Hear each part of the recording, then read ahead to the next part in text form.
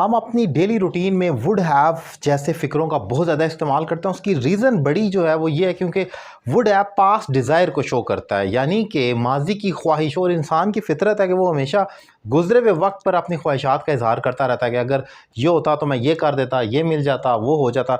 तो would have का मतलब है पास्ट डिज़ायर, ये माजी की ख्वाहिश को शो करेगा।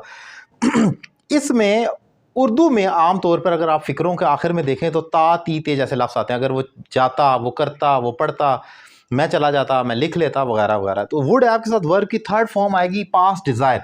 आई वुड हैव गॉन, आप देख सकते हैं आई would have gone with you, I would have gone with you but I was tired, मैं तुम्हारे साथ चला जाता लेकिन मैं थका हुआ था। तो वुड हैव के साथ आपने थर्ड फॉर्म लगाई कि पास्ट डिज़ायर को शो करने के लिए। फिर I would have called you, मैं तुम्हें कॉल करता but there was no phone service. आपने देखा वुड हैव के साथ आपने थर्ड फॉर्म कॉल लगाई, तो उसके साथ इसका मतलब है कि मैं तुम्हें कॉल करता लेकिन सर्विस नहीं थी। ये मेरी डिज़ायर है लेकिन ऑब्वियसली सर्विस नहीं थी। फिर एक और एग्जांपल देखें, she would not have von election without his support, उसकी सपोर्ट के बगैर वो इलेक्शन ना जीतती। ये भी एक डिज़ायर है या हाइपोथेटिकल कंडीशन है जो हम डिफाइन कर रहे हैं। इसमें पॉइंट याद रखने वाला ये भी है कि जब इसका पैसिव बनेगा तो वो वुड हैव बीन हो जाएगा। जैसे कुड हैव का could have been, might have का might have been, same like would have का would have been, same like must have been.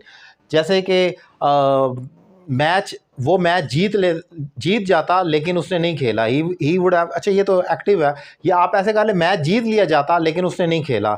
Match would have been won, अब खेलने वाला नहीं है, मैच जीत लिया जाता, कौन जीता ये नहीं पता, तो match would have been won but he didn't play, match जीत लिया जाता लेकिन वो नहीं खेला। सो पैसिव करना है तो would have been plus third form होगी, और एक्टिव करना है तो वुड हैव होगा। और ये लाजमी नहीं है कि ये कंडीशनल सेंटेंसेस में ही आए। थर्ड कंडीशनल में जैसे आता है इफ़ के साथ, ये कंडीशनल सेंटेंसेस नहीं है। कंडीशनल्स वो होते हैं जिनमें अगर का इस्तेमाल होता है, यहाँ तो अगर का कोई इस्तेमाल नहीं हुआ। तो ये नॉर्मल सेंटेंसेस में भी आप इस्तेमाल कर सकते हैं, जिसे कंपाउंड सेंटेंस कहा जाएगा, जो बट से जुड़ा है। आपने देखा है कि जो कोऑर्डिनेटिंग कंजंक्शन बट से जुड़ते हैं। तो ये एक इंपॉर्टेंट स्ट्रक्चर है जो मैंने डिफाइन किया। उम्मीद करता हूँ लेक्चर आपको पसंद आया होगा। और अगर आप मुझे ऑनलाइन इंग्लिश लैंग्वेज क्लासेस लेना चाह रहे हैं पाकिस्तान में या पाकिस्तान से बाहर किसी भी जगह से, नंबर आपकी स्क्रीन पर मौजूद है, एक रीजनेबल फ़ी पे कर आप मुझे ज्वाइन कर सकते हैं। Thank you very much.